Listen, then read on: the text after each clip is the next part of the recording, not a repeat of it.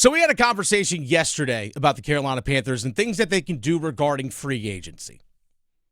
And we actually had someone in the comment section on our YouTube page, which, by the way, 999 The Fan YouTube page. Make sure you go subscribe there. We love when you leave thoughts in the comment section and your opinions and ask questions. We really do encourage that because this one came from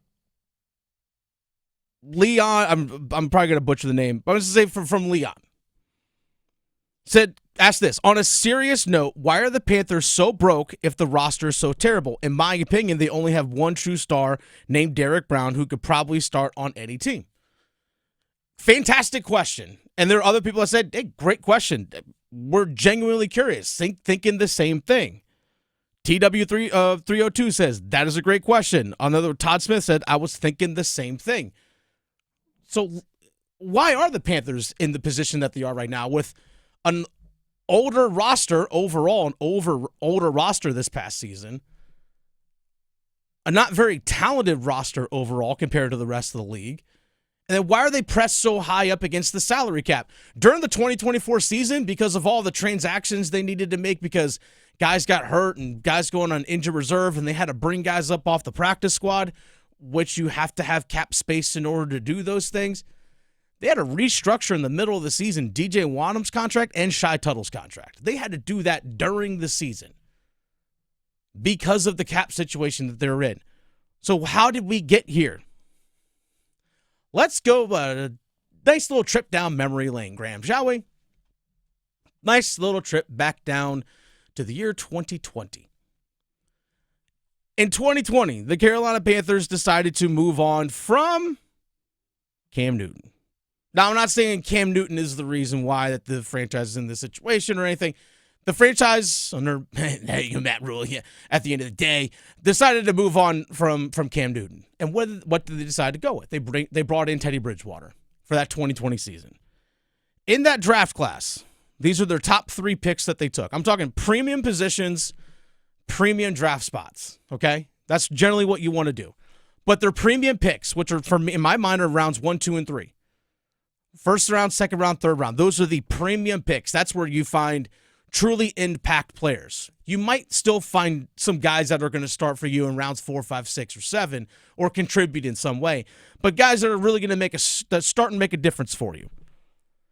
In that draft, they took Derrick Brown, their first pick, the 7th overall pick. They took Yetur Gross-Matos, a defensive end out of Penn State, and they took Jeremy Chin. Those were their picks that they had in the first 3 rounds. Jeremy Chin was a second rounder along with Gross-Matos. They didn't have a third round pick that year.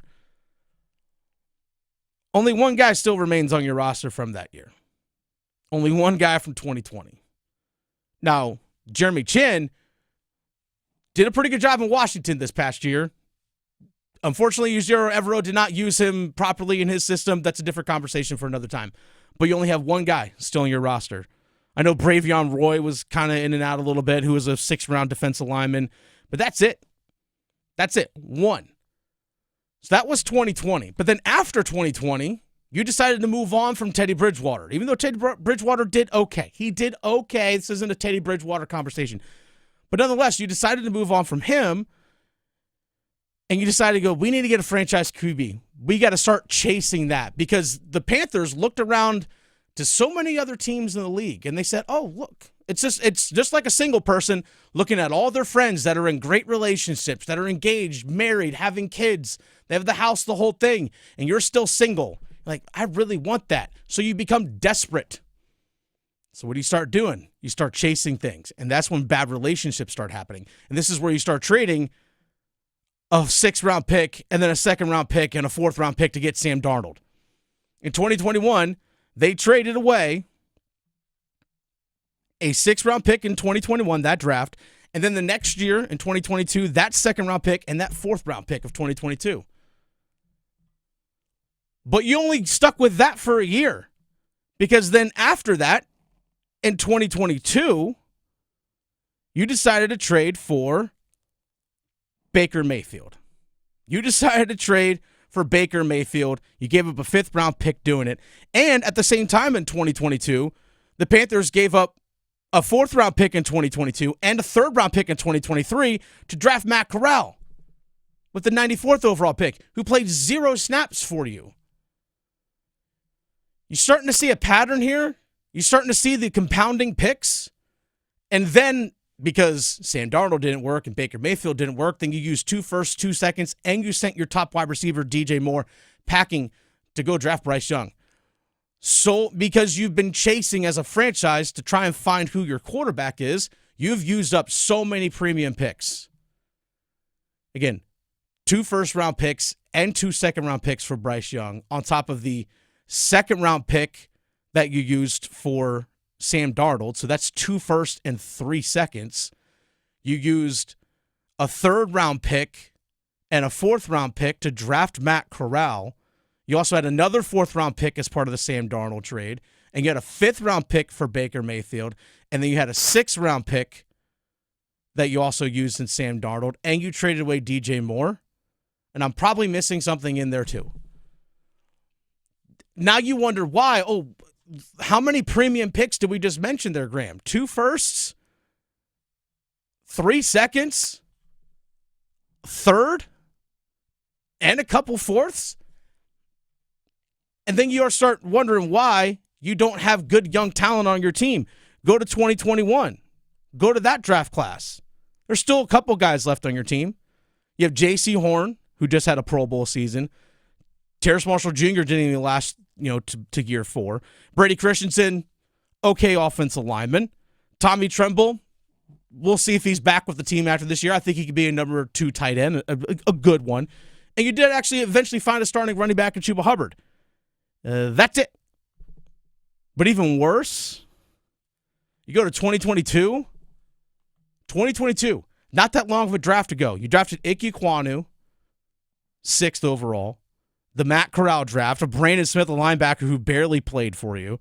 You have Amari Barno, who's been nothing but more than a special teams guy. And Kate Mays has been on and off the roster. That's it.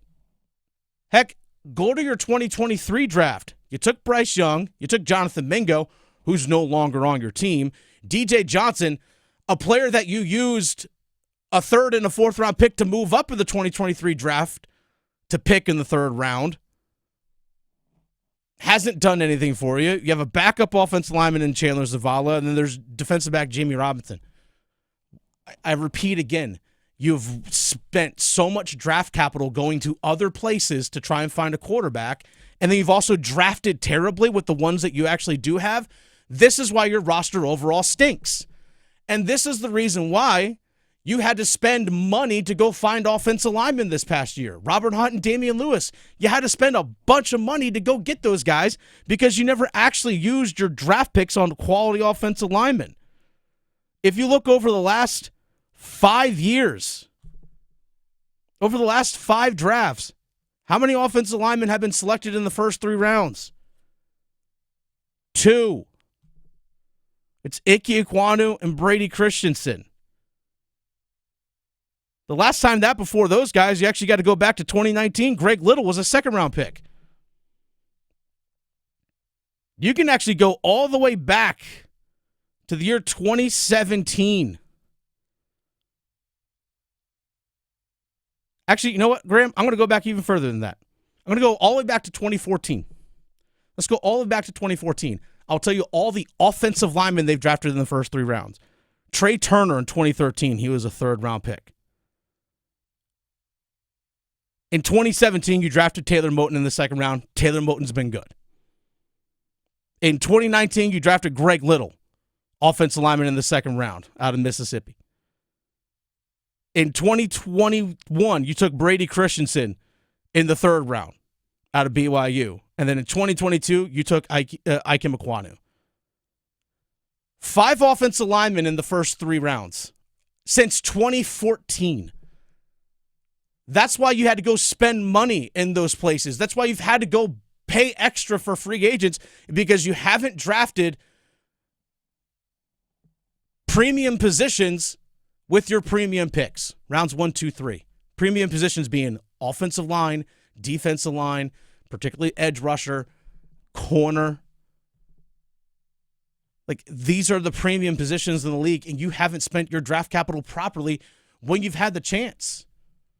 That's why this team is in such a bad situation. That's why you had to go pay so much extra for guys. That's why you had to go, I mean, gosh, this past season alone, because you had bad free agent signings. In 2024, Von Bell, Hayden Hurst, Bradley Bozeman, Dante Jackson, and even players like DJ Chark and Justin Houston, because of how their contracts were structured, even though they were only on one-year deals in 2023, those guys counted for roughly $44 million of dead cap in this past season in 2024. Von Bell, Hayden Hurst, Bradley Bozeman, Dante Jackson, DJ Chark, Justin Houston. Those 6 guys were on your roster for 1 year, and they counted for $44 million in dead cap. Bradley Bozeman, I take back, and Dante Jackson, I misspoke a little bit there. Got a little ahead of myself, Graham. But Von Bell, Hayden Hurst, DJ Chark, Justin Houston, these guys were here for 1 year. I don't think Justin Houston even finished the season with Carolina. And he was still counting against your cap in 2024. That's why your team is in such a bad situation as it is.